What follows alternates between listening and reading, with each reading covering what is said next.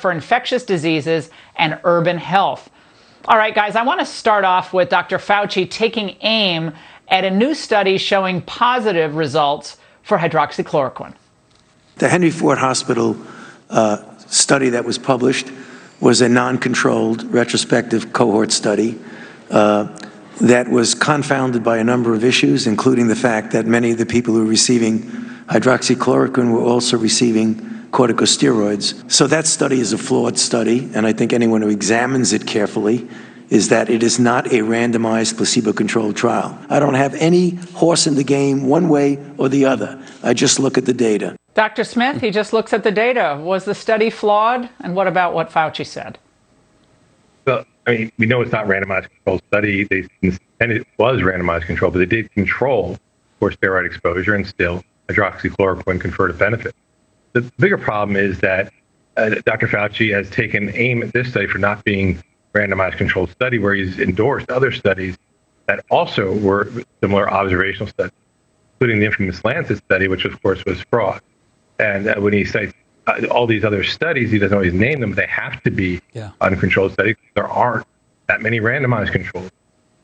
So it's disturbing. There are controlled studies. Even the first virologic study done by the French it had control. It wasn't randomized, so they were good controls, and that the controls were actually less sick than the drug-receiving patients. The drug-receiving patients cleared virus quicker.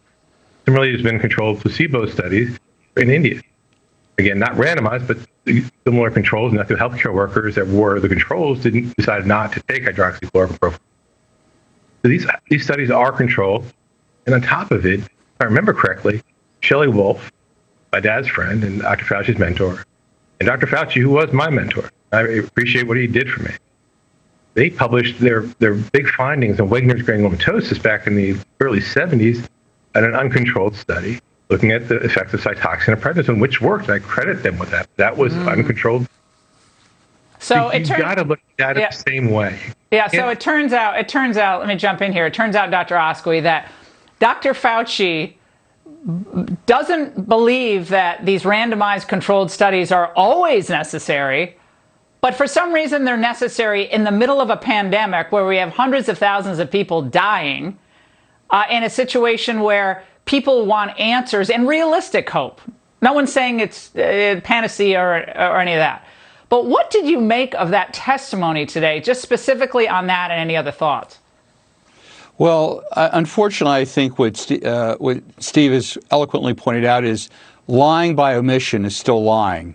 It's very important to understand that study did correct for steroid use, but it also pointed out what we seem to see in COVID, which is a steroid paradox, where if you have very mild disease, steroids probably don't help you, whereas if you have more severe disease, as quantified perhaps by a CRP of greater than 20, steroid dexamethasone specifically may be immensely helpful. And what I'm hearing is someone who is frankly very manipulative and dishonest as a scientist. So the CDC completed an investigation on COVID transmission, or they observed it at a sleepaway camp with children and counselors.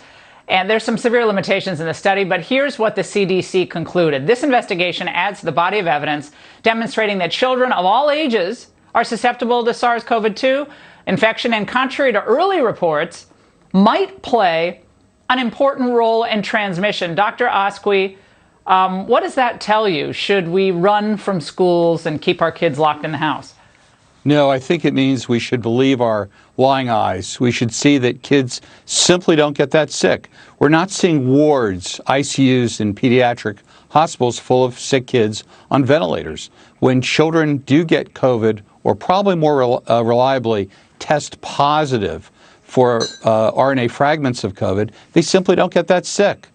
This buttresses the idea kids need in-person schools, and they need to go 5 days a week.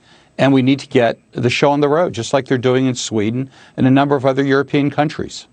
Here's an interesting point, Dr. Smith. Nancy Pelosi is often saying that, look, we just need to listen to the scientists. Not scientists who are actually treating patients, but the scientists. But behind the scenes, we found out something different. She reportedly said to Treasury Secretary Steve Mnuchin and White House Chief of Staff Mark Meadows that Dr. Deborah Birx is the worst. Wow, what horrible hands you're in, Pelosi said.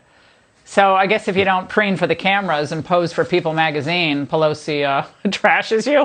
What about that? Yeah, the whole thing is unbelievable. That, again, Dr. Fauci is right that we have to look at data. That's correct. We have to look at data fairly. And that has not been done. And to demonize people based on their interpretation of the data, that's just unbelievably wrong. I just can't get over this country's response to a drug that is so safe and does work. It's scandalous. Gentlemen, you've been two voices of reason in a very tumultuous and difficult time, both for science, for the people suffering, for the country as a whole, and we really appreciate you. Thanks so much.